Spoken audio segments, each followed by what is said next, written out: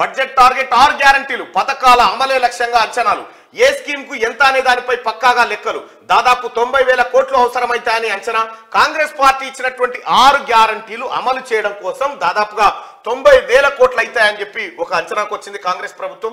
గ్యారంటీలకు నిధుల అంచనా ఎట్లంటే మహాలక్ష్మి పథకానికి 16,000 కోట్లు, రైతు భరోసాకు 29,000 కోట్లు, చేయుతకు 20,000 కోట్లు, ఇందిరమ్మ ఇండ్లు 15,000 కోట్లు, గృహజ్యోతి 10,000 కోట్లు, యువ వికాసానికి 3,000 కోట్ల రూపాయలు అవసరం పడతాయని చెప్పి కాంగ్రెస్ ప్రభుత్వం అంచనాలు వేసింది. ఇక దాదాపు 90,000 కోట్లు అవసరమైతే అని ఈ లెక్కలు తేలితే 6 గ్యారంటీల అమలే లక్ష్యంగా వచ్చే ఆర్థిక సంవత్సరం 2024-25 బడ్జెట్ ను రాష్ట్ర ప్రభుత్వం రెడీ చేస్తున్నది. ప్రతి స్కీమ్ కు తగినన్ని నిధులు కేటాయించేలా పక్కాగా అంచనాలు రూపొందిస్తున్నది.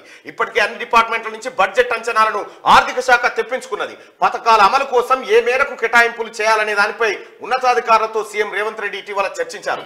6 గ్యారంటీల అమలుపై ఏర్పాటు చేసిన కేబినెట్ సబ్ కమిటీ కూడా ఎంత మేరకు నిధులు అవసరమైతాయనే దానిపై ఒక అంచనాకు వచ్చింది. ఇప్పటికే ప్రజాపాలనలో వచ్చిన అప్లికేషన్ల డేటా ఎంట్రీ పూర్తి చేసిన ప్రభుత్వం అందులో 5 గ్యారంటీలకు ఎంతమంది అప్లై చేసుకున్నారనే వివరాలను సపరేట్ చేస్తా ఉందట. అయితే కాంగ్రెస్ పార్టీ ఇచ్చినటువంటి 6 గ్యారంటీలను అమలు చేయడానికి 90,000 కోట్ల బడ్జెట్ అవసరం.